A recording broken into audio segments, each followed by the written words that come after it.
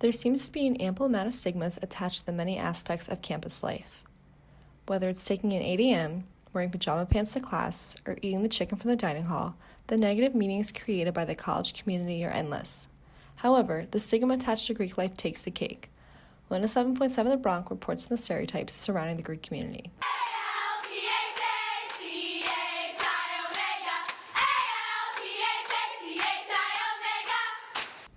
At Ryan University, there are a variation of social sororities and fraternities on campus. Greek life is an aspect of college that seems filled with horror stories of hazing and harassment. To those on the outside, there aren't a lot of attractive features attached to the Greek community, but those involved in organizations feel differently. Whether you're a part of the community or simply on the outside looking in, Barbara Perlman, the Director of Student Involvement, can agree that it would be naive to ignore the presence of critics.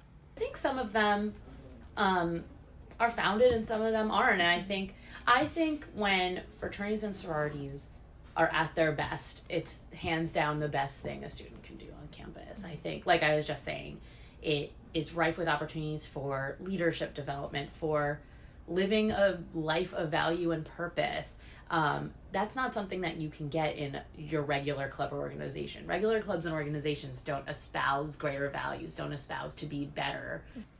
For those who aren't involved, outside perspectives are all people have to rely on. Images of copious amounts of booze, unnecessarily excited big little pairs, and tall skinny blonde people are some of the stereotypical images that come to mind.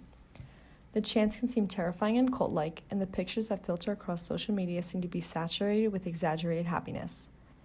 Sometimes these stereotypes are formed from the inside because the members themselves aren't providing the best representation of their chapter's beliefs. I will say a lot of the negative stigmas around fraternities and sororities are because we aren't always upholding those values. People form these opinions from a variety of sources, whether that be campus gossip or mass media content.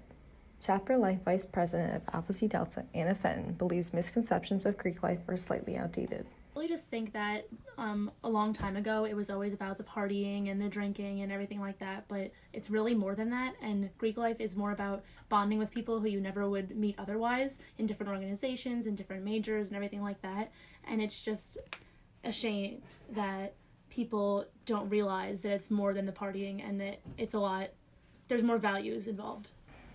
If every stereotype surrounding Greek life is the same, is there any true validity behind these opinions?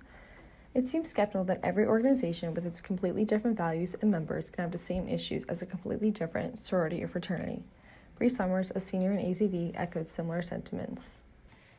I think common misconceptions about Greek life are that everyone's stereotypical in the same organization, like everyone's the same, and that like you pay for your friends and all that, but I think that Greek life is so much more than that, and it's more genuine than people think it is that are not involved in it themselves. Many of the negative perspectives of Greek life come from those who aren't familiar with the culture itself. It's so easy to be an armchair expert, even if you don't know anything. And those people are contributing to these conversations from a less knowledgeable perspective. Mm-hmm. When acknowledging the negative conversation around Greek life, it seems necessary to provide a counter opinion on the subject.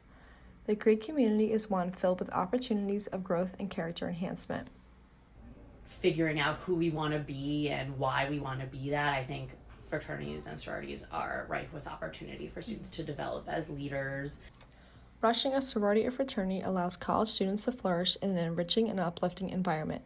Whether you're a freshman contributing to the suitcase school culture or a transfer student hoping to get the full college experience, going Greek has provided many members of the community with a renewed sense of belonging.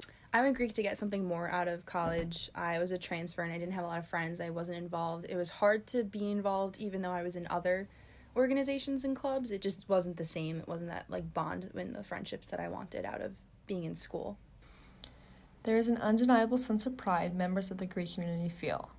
Whether it's running a successful fundraiser for a philanthropic cause or recruiting new members that showcase an organization's values, the Greek community celebrates each other's successes.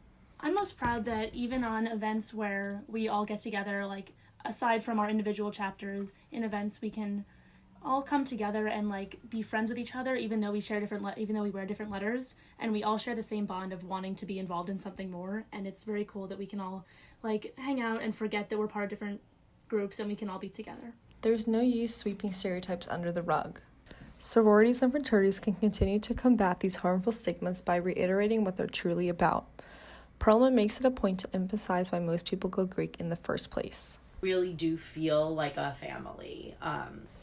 Whether you eat, sleep, and breathe Greek life or remain completely unattracted to it, the presence it has on college campuses is undeniable. Like any club or organization, there will always be critics, and it's in every fraternity or sorority's best interest to show that they are more than these stigmas. This is 107.7 The Bronx.